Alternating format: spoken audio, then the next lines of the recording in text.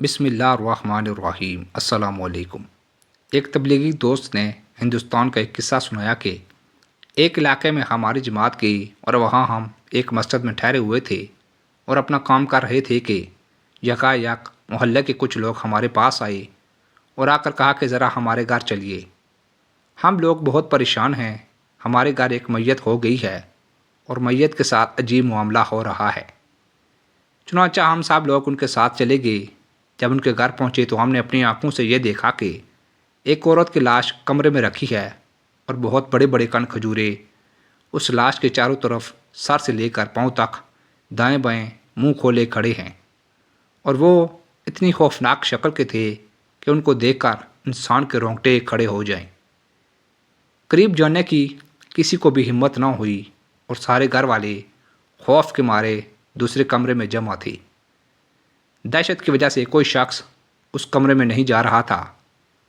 گھر والوں نے ہم سے کہا کہ آپ نیک لوگ ہیں، ہم آپ کو اس لیے بلا کر لائے ہیں کہ ہمارا تو خوف سے برا حال ہو رہا ہے، آخر اس میت کو بھی اس کی جگہ پر پہنچانا ہے، کیسے اس کو غسل دیں، کس طرح اس کو یہاں سے اٹھائیں، یہ کن کھجورے چاروں طرف سے اس کو گھیرے ہوئے ہیں، ہمارا تو قریب جاتے ہوئے پتا پانی ہو رہا ہے، آپ حضرات کچھ پڑھ کے سال و ثواب کریں اور دعا کریں تاکہ کم از کم اتنا موقع مل جائے کہ ہم اس کو اس کی قبر میں اتار دیں اور اس فرض سے سبکدوش ہو جائیں۔ یہ کہتے ہیں کہ ہمیں بھی خوف محسوس ہوا، لیکن ہم دیکھتے ہی سمجھ گئے کہ یہ اس کے کسی گناہ کا عذاب ہے جس کو اللہ تعالیٰ نے ہماری عبرت کے لیے ظاہر کیا ہے۔ چنانچہ ہم سب ایک کونے میں بیٹھ کر اس کے لیے استغفار کرنے لگے اور اللہ تعالیٰ سے دعا کرنے لگے کہ یا اللہ رحم فرما اور اتنی دیر کے لیے اس عذاب کو ہم سے دور کر تاکہ ہم اس کو غسل اور کفن دے کر اس کو اس کی قبر تک پہنچا سکیں اور یہ فریضہ ادا کر سکیں۔ اس کے بعد کافی دیر تک ہم پڑھتے رہے، استغفار کرتے رہے، روتے رہے اور آنسو بہاتے رہے۔ کافی دیر کے بعد ہم نے دیکھا کہ وہ سب کن کھجورے اچانک میت کا محاصرہ چھوڑ کر ایک کونے میں جمع ہو گئی۔ بس ہم نے کہا کہ اب اللہ تعالیٰ کی رحمت آ گئی ہے، اس نے اپنا فضل فرمایا، اب تم لوگ اس کو غسل اور کفن دے دو۔